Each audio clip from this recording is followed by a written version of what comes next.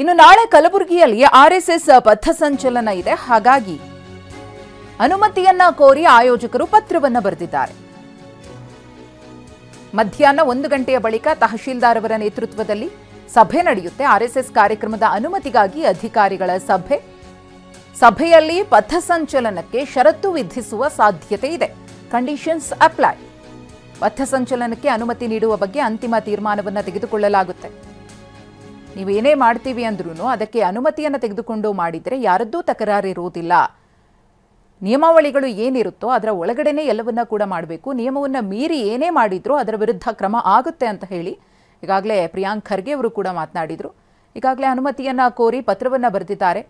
ಅನುಮತಿಯನ್ನು ಕೊಡದೇ ಇರೋದಿಲ್ಲ. ಆದರೆ ಒಂದಷ್ಟು ಷರತ್ತುಗಳನ್ನು ವಿಧಿಸಿ ಆರ್ಎಸ್ಎಸ್ ಪಥಸಂಚಲನಕ್ಕೆ ಅನುಮತಿಯನ್ನು ಕೊಡುವ ಸಾಧ್ಯತೆ ಇದೆ. ಈ ನಿಟ್ಟಿನಲ್ಲಿ 1 ಗಂಟೆಗೆ ಸಭೆ ಇದೆ. ಆ ಸಭೆಯಲ್ಲಿ ಏನು ತೀರ್ಮಾನ ಆಗುತ್ತೆ ಅನ್ನೋ ಕುತೂಹಲವೂ ಕೂಡ ಇದೆ. ಷರತ್ತುಗಳನ್ನು ವಿಧಿಸಿದ್ದೇ ಆದರೆ ಯಾವ ರೀತಿಯ ಷರತ್ತುಗಳು ಅನ್ನೋ ಕುತೂಹಲವು ಮನೆ ಮಾಡಿದೆ.